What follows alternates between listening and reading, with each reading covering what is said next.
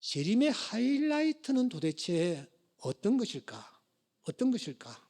바로 요한계시록 20장, 오늘 우리가 읽은 이 본문입니다. 이 20장을 통해서 우리는 재림과 함께 감추어져 있는 하나님의 메시지, 하나님이 우리에게 재림을 통해서 주시려는 교훈, 그 교훈이 어떤 것인지, 무엇인지를 우리가 찾아보아야 합니다. 이를 위해서 제일 먼저 해야 할 것은 요한계시록이 어떤 흐름으로 여기까지 왔느냐 하는 것을 먼저 살펴보는 것입니다. 여러분, 요한계시록이 오늘 20장에 왔고 이제 22장으로 끝나는데 지금까지 어떤 흐름으로 달려왔습니까? 요한계시록은 7 교회로부터 시작합니다. 그런데 7 교회를 어둠의 세력들이 무너뜨리려 하고 망하게 하려고 백방으로 노력합니다.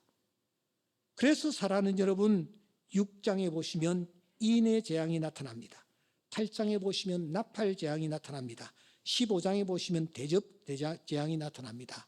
17장에 보시면 바벨론이 나타나 그 바벨론이 망합니다.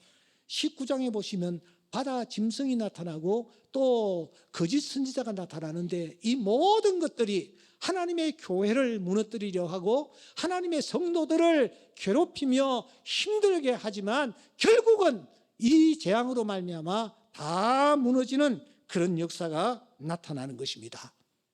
이제 마지막 남은 존재가 무엇입니까? 마지막 남은 존재가 있으니 그 존재가 바로 용이라는 존재입니다. 이 용이라는 존재는 흑암 세력의 우두머리격입니다. 이 우두머리가 도대체 어떻게 되느냐 하는 것입니다. 그런데 좀 성경을 유의 깊게 살펴보신 분들은 이 용이 벌써 얼굴을 이렇게 살짝 내민 흔적을 우리는 발견합니다. 어디입니까? 요한계시록 12장입니다. 우리 다 같이 12장 9절 한번 크게 읽어보겠습니다. 큰 용이 내쫓기니 옛뱀 곧 마귀라고도 하고 사탄이라고도 하고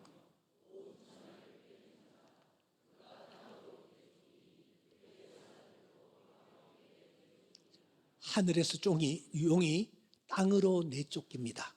땅이 어디입니까? 우리 삶의 현장입니다. 땅으로 용이 내쫓깁니다. 17절 이어지는 말씀을 같이 읽겠습니다. 시작. 용이 여자에게 분노하여 돌아갔어. 그 여자의 남은 자손 곧 하나님의 계명을 지키며 예수의 증거를 가진 자들과 더불어 싸우려고 바다 모래 위에 서 있더라. 땅으로 내쫓긴 용이 누구에게로 찾아가느냐? 분노하는 마음으로 여자에게 찾아간다고 했습니다. 여기에 여자는 하나님의 교회를 가리킵니다. 교회를 무너뜨리기 위해서 찾아옵니다. 그 교회 안에 소속된 예수의 증거를 가진 자들과 싸우려고 용이 접근하는 것을 우리가 발견할 수가 있습니다. 그런데 하나님의 교회에 찾아와 하나님을 믿는 자들을 쓰러뜨리려고 하는 이 용의 여러분 종말이 도대체 어떻게 됩니까? 바로 오늘 20장 2절과 3절입니다. 다 함께 읽겠습니다. 용을 잡으니 곧 옛뱀이요 마귀요 사탄이라 잡아서 1000년 동안 결박하여 무저갱에 던져 넣어 잠그고 그 위에 임봉하여 1000년이 차도록 다시는 만국을 미혹하지 못하게 하였는데 그 후에는 반드시 잠깐 노일이라. 여러분, 여기서 우리가 놓치지 말아야 할 단어가 2개 있습니다. 하나는 2절에 등장하는 1000년이라는 단어입니다. 또 하나는 3절에 등장하는 잠깐이라는 단어입니다. 1000년과 잠깐, 이 두 단어는 극과 극입니다. 영원과 찰나를 뜻하지 않습니까? 그런데 이 1000년이라는 단어는 누구와 관련하여 등장합니까? 그렇습니다. 하나님을 믿는 하나님의 자녀들과 관련하여 이 단어가 쓰이고 있습니다. 6절을 주목하십시오. 1000년 동안 그리스도와 더불어 왕노릇하리로다. 누가 그리스도와 더불어 왕노릇하는 것입니까? 예수를 믿는 하나님의 자녀들이 그리스도와 더불어 왕노릇하는 것입니다. 우리의 권한과 통치는 그냥 일시적이 아닙니다. 천년입니다. 그야말로 영원하다라는 것을 오늘 성경은 강조하고 있는 것입니다. 반면에 이 잠깐, 반드시 잠깐은 사탄과 관련하여 쓰이고 있지 않습니까? 3절을 제가 읽습니다. 천년이 차도록 그 후에는 반드시 잠깐 노일이라. 7절을 주목하십시오. 천년이 참에 사탄이 그 옥에서 놓여 사탄이 잠깐 놓여납니다. 반드시 놓여납니다. 하지만 그야말로 찰나입니다. 이것은 무엇을 의미하는 것입니까? 사탄으로 말미암아 우리가 고난을 당하고 시련과 어려움을 당할 수도 있지만 그 고난은 잠깐이라는 것입니다. 그때가 되면 무저갱에서 잠깐 풀려난 용이 하나님을 믿는 하나님의 자녀들을 괴롭힌다라는 것입니다. 그러면 여기에 무저갱은 도대체 어떤 곳일까요? 무저갱은 사탄과 짐승이 갇혀 있는 감옥입니다. 그곳에 갇혀 있다가 용이 풀려납니다. 그리고 이 풀려난 용이 지금 우리를 향하여 달려드는 것입니다. 무엇을 상상하면 됩니까? 우리에 갇혀 있는 산 멧돼지를 상상하시면 됩니다. 산에서 자유롭게 뜯어먹고 놀던 이 돼지가 멧돼지를 한 마리 우리에 가두어 놓았다고 칩시다. 발광을 합니다. 그야말로 나무 우리를 그냥 다 갉아먹으며 바깥으로 튀쳐 나오려고 수단과 방법을 다 동원하며 길길이 뜰 것입니다. 그러다가 이 멧돼지가 밖으로 나왔다고 칩시다. 그 다음에는 상상하기조차 끔찍합니다. 각가지의 방법으로 사람들을 물어뜯기도 하며 다른 짐승들을 해치기도 하며 온 동네를 완전히 어지럽힐 것입니다. 여러분, 킴 린들바가라는 그런 박사가 있는데 그분이 이 본문을 놓고 이렇게 말합니다. 이것은 치명적인 상처를 입은 짐승이 멀쩡한 짐승보다 훨씬 더 위험하다라는 것을 알려준다. 그러니까 치명적인 상처를 입었다고 칩시다. 멧돼지가 상처를 입었습니다. 더 흥분을 할 것입니다. 더 감정이 격해서 길길이 뛸 것입니다. 바로 그런 상황을 우리에게 알려준다. 이렇게 말하고 있습니다. 그렇습니다. 용은 자기 때가 얼마 되지 아니하는 것을 알고 있습니다. 그런데 자신은 또한 잠깐이라는 사실 또한 알고 있습니다. 그래서 어떤 일을 벌입니까? 5절 말씀은 굉장히 중요한 말씀입니다. 여러분 언더라인 하시면서 다 함께 읽겠습니다. 그 나머지 죽은 자들은 이는 첫째 부활이라. 가로가 되어 있습니다. 성경에서 가끔씩 가로가 되어 있는 부분을 만나는데 이 부분은 여러 사본들을 살펴본 결과 이 부분은 조금 애매하다, 본문이 없다, 그런 뜻을 우리에게 알려줍니다마는 제가 이 본문을 놓고 깊이 묵상해 보니 여러분이 가로 안에 들어있는 내용이 참으로 중요합니다. 죽은 자들이 누굽니까? 그 나머지 죽은 자들이 누굽니까? 그 나머지 죽은 자들은 바로 이 무저갱에서 튀쳐나온 어둠의 세력들, 사탄의 세력들, 이 사탄의 세력에 의해서 해침을 당한 자들입니다. 그래서 이 자들은 첫째 부활에 참여하지를 못한 사람들입니다. 여러분, 바울 사도는 이러한 때가 올 것이라고 말씀합니다. 너는 이것을 알라. 말세에 고통하는 때가 이를 것이다 하는 것입니다. 하지만 우리가 이 부분을 놓고 놓치지 말아야 할 것이 있습니다. 그것은 이 무저갱을 열고 무저갱을 닫는 분이 누구신가 하는 것입니다. 1절을 다시 보십시오. 하늘의 천사가 등장합니다.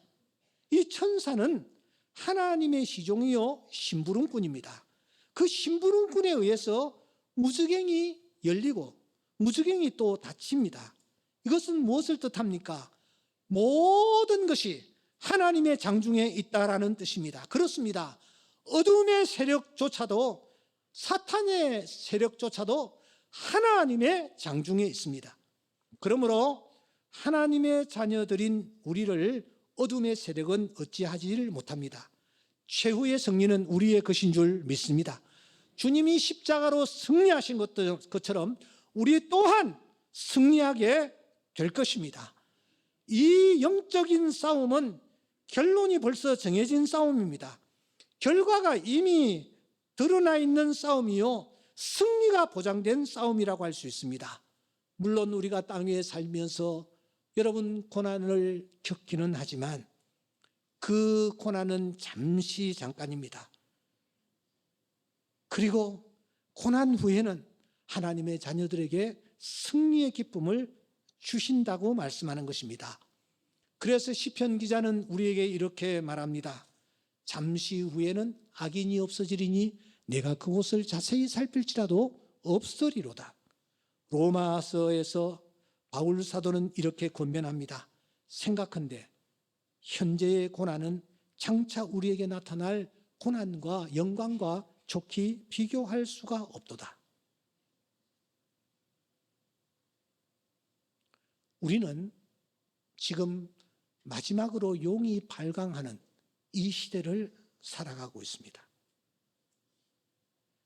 윌리엄 바클레이는 이런 시대를 살아가는 우리가 어떤 태도를 취하여야 할 것인지에 대해서 영적인 깊은 충고를 우리에게 하고 있습니다. 너무 중요하기 때문에 제가 한번 여러분들에게 보여드리려고 생각합니다. 우리 다 같이 한번 읽어보겠습니다. 시작. 자신을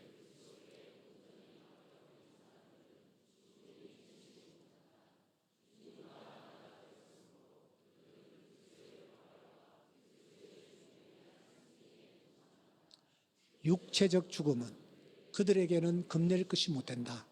그 이유는 그것이 영원한 생명의 문이기 때문이다. 여러분, 눈으로 한 번만 더 확인하시기 바랍니다. 온전히 그리스도께 맡겨버린 사람들은 죽음이 해치지를 못한다. 이미 주님과 하나가 되었으므로 그리스도의 부활과 그리스도의 죽음에 대한 승리에 동참한다. 육체적 죽음은 그들에게는 겁낼 것이 못된다. 그 이유는 그것이 영원한 생명의 문이기 때문이다. 이 메시지의 핵심이 여러분 무엇입니까? 바클레이가 우리에게 알려주는 핵심은 이것입니다. 그것은 주님과 하나가 되라라는 말입니다. 곁에 있는 분들과 한번 격려를 했으면 좋겠습니다. 주님과 하나가 되십시다.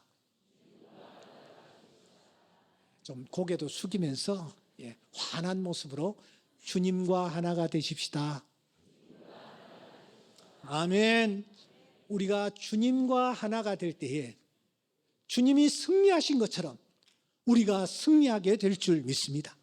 사망의 권세를 깨치시고 부활하신 것처럼 우리 또한 죽으나 다시 사는 놀라운 기적을 맛보게 될 줄 믿습니다. 관건은 주님과 하나가 되는 것입니다. 그러나 주님과 하나가 되지 아니할 때에 어떤 일이 일어납니까? 요한복음 15장 6절에서 주님은 말씀합니다. 사람이 내 안에 거하지 아니하면 그 가지처럼 밖에 버려져 마르나니 사람들이 그것을 모아다가 불에 던지느니라. 주님과 하나가 되지 아니하면 불에 던져 태움을 입습니다.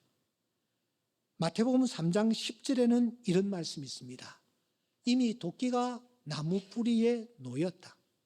좋은 열매 맺지 아니하는 나무마다 지켜 불에 던져진다고 말씀합니다. 주님과 하나가 되지 아니하면 불에 던져집니다. 그래서 그 사람은 첫째 부활에 참여하지 못합니다. 주님과 하나가 될 때에 우리는 어떤 상황 속에서라도 승리하는 주의 자녀들이 될 줄 믿습니다. 여러분들은 지금 어떤 상황에 놓여 있습니까? 나는 주님과 하나가 되고 있느냐 하는 것입니다. 제가 바탐에서 졸업식을 주관한 후에 제가 귀국길에 올랐습니다. 그리고 바탐에서 이제 배를 타고 싱가포르에 있는 창의 공항 쪽으로 왔습니다. 와서 보니까 제가 오후 4시 반에 공항에 도착한 것입니다. 밤 10시 50분 비행기를 타야 하는데 제가 그쪽에서 특별하게 할 일이 없어서 그냥 내가 나가겠다고 나왔는데 와서 보니까 너무 일찍 나온 거예요. 5시간을 기다려야 하는 것입니다. 5시간 여러분 한번 기다려 보십시오. 이건 진짜 고역입니다. 야, 이 곁에 뭐 말할 사람이라도 하나 있으면 뭐 얘기도 주고받거니 하면서 시간을 보낼 텐데 혼자서 덩그러니 5시간을 기다린다. 뭐 핸드폰을 만지작 하다가 뭐 그것도 뭐 별로 재미가 없고 그냥 기다리는데, 아니 앉을 자리라도 있었으면은 그래도 앉아서 기다릴 텐데, 여러분 싱가포르 이 창의 공항은 그야말로 허브 공항입니다. 유럽 가는 손님들, 저 아프리카 가는 여행객들, 호주 가는 손님들, 중동 가는 여행객들, 인산인해 그날 또 한 1000명 이상이 아주 붐비고 있는 것입니다. 그러니까 이 사람들이 전부 트랜스퍼 비행기를 바꿔 타고 가는 사람들이기 때문에 거기에서 같은 공간에서 다 기다리고 있는 거예요. 혹시 자리 하나 있을까? 눈을 부릅뜨고 한참 지켜보니까 저기에 자리가 하나 탁 생기는 거예요. 그래서 막 달려가서 제가 그 자리를 차지했습니다. 그리고 제가 이렇게 머리를 좀 기대가지고 잠시 눈을 붙였는데 그것도 잠깐 떠보니까 겨우 20분 지났더라고요. 그렇게 하면서 5시간을 견뎌나가는 겁니다. 20분이 남았어요. 이제 들어가면 되겠구나. 20분 남았으니까. 그래서 제가 A15 쪽으로 가니까 A15 쪽에 텅텅 비어 있는 거예요. 이게 도대체 무슨 일인가? 자기가 직접 써줬는데 보니까 A15에서 A17 게이트로 또 게이트가 바뀐 거예요. 그래서 시간이 없어서 급히 이 핸드 캐리어를 제가 끌고서는 달려갔습니다. 달려가니까 아니 이 비행기 들어가는 탑승구 바로 앞에 또 금색대가 쫙 놓여가지고 거기서 검색을 한 번 더 하고 들어가도록 그렇게 되어 있더라고요. 그래서 제가 가지고 있던 물건들 다 꺼내가지고 올리고 그리고 손을 들어가지고 이렇게 검색대를 제가 통과를 했습니다. 통과하고 제가 올려놓았던 짐이라든지 또 제 소지품들을 전부 챙겨가지고서는 이제 마지막으로 비행기를 타려고 여러 사람들이 서 있는 곳에 우두커니 서서 기다리는 겁니다. 이제 한 15분 정도 남았겠죠? 기다리고 있는데 이상하게 허전한 거예요.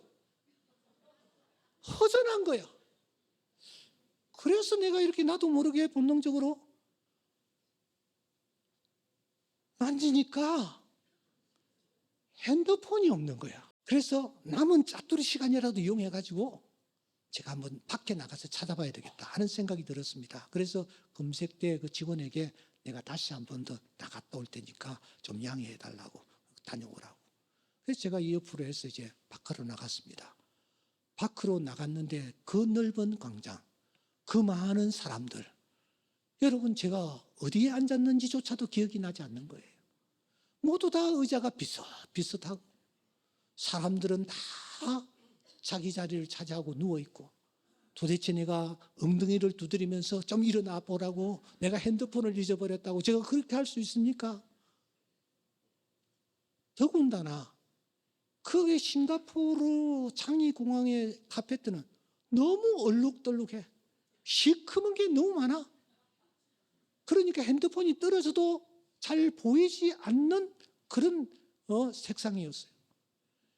여기 앉았겠지. 저기 앉았겠지.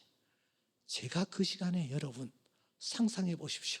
가방을 하나 끌고 막 헤매는 거야. 그냥 눈에 불을 켜고 찾을 거라고. 그런데 여러분 핸드폰이 있을 리가 없잖아요. 예? 그 수많은 사람들이 왔다 갔다 하는 그 공간에 어떻게 핸드폰이 있단 말입니까? 그래도 한번 찾아보자 하고서는 막 찾고 또 찾고 있는데 갑자기 누가복음 15장의 말씀이 떠오르는 거야. 양을 한 마리 잃어버린 목자가 그 양 한 마리를 찾기 위해서 산을 넘고 물을 건너더라는.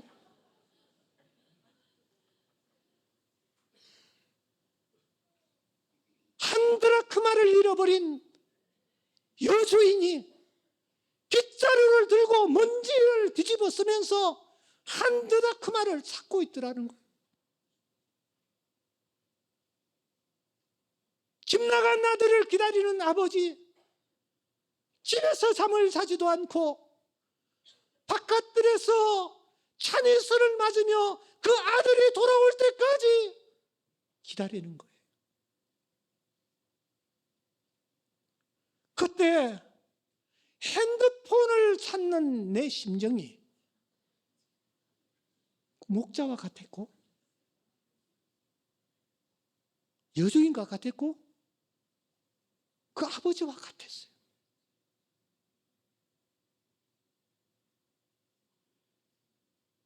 이제 들어가야 할 시간.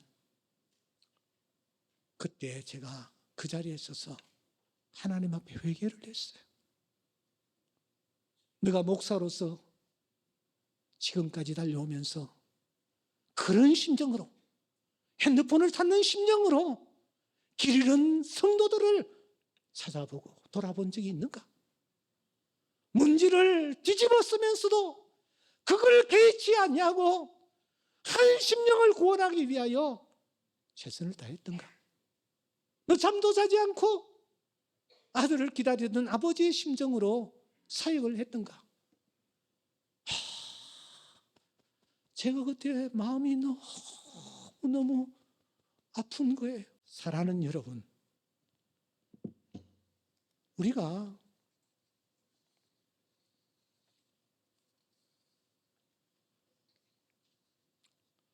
우리 삶의 현장에서 내 소중한 것을 잃어버릴 때도 있고 놓쳐버릴 때도 있습니다.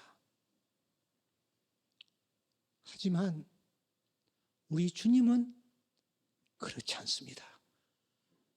한번 우리를 부르신 주님, 절대로 우리를 놓치지 않습니다.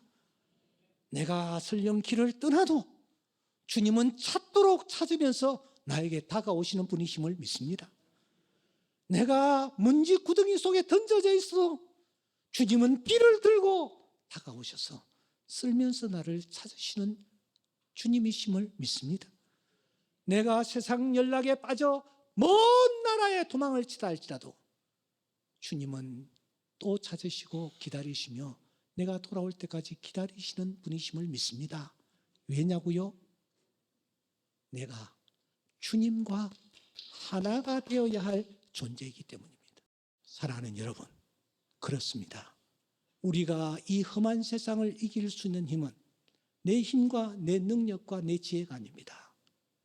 주님이 나와 함께 하실 때, 내가 주님과 하나가 될 때에 승리하게 될 줄 믿습니다. 어떤 상황이 우리에게 닥친다 할지라도 포기하지 않으시는 주님을 바라보면서 주님과 하나가 되기를 힘쓰는 주의 귀한 자녀들 될 수 있기를 주의 이름으로 축원합니다.